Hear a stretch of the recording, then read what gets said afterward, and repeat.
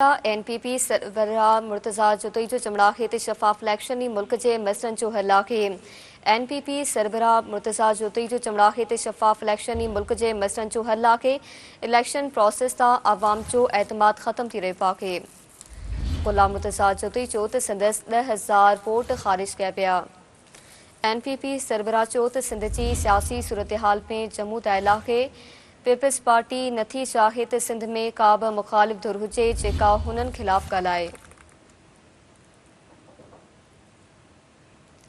NPP सरबराह Murtaza जुतई जो चमड़ाखे ते शफ़ाफ़ election ई मुल्क जे मसइलनि जो हल आहे।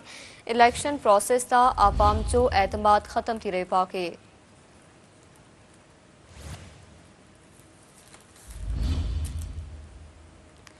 गुलाम मुर्तज़ा जुतई चयो त संदसि 10,000 वोट ख़ारिज कया विया।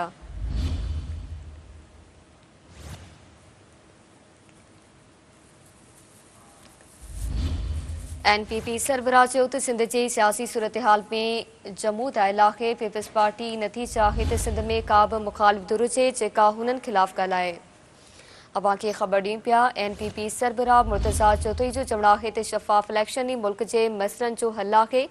इलेक्शन प्रोसेस तां आवाम जो एतमाद ख़त्म थी रहियो आहे। तफ़सील मालूम कंदासीं सिंध टीवी न्यूज़ जे रिपोर्टर राणा शेर मोहम्मद खां। जी राणा शेर, आगाह कजो। जी बिल्कुल, नौशर फिरोज़ जे रिंद हाउस ते नेशनल पीपल्स पार्टी जे सरबराह गुलाम मुर्तज़ा जुतई जो आजाणो ॾिनो वियो आहे। हुन में शिरकत खां पोइ मीडिया सां हुनजी ॻाल्हि ॿोल थी आहे।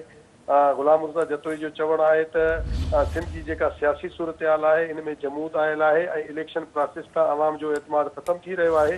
हुनजो चवणो त फ्री एंड फेयर इलेक्शन जेको आहे मुल्क जे मसइलनि जो हल आहे ऐं माण्हू जेके चवनि था त असां वोट हिकिड़नि खे था ॾियूं ऐं खटे ॿिया था अचनि।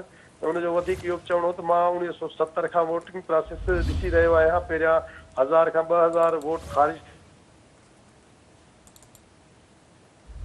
महिरबानी अवां जी शकूर राणा शेर मोहम्मद आगाह करण लाइ।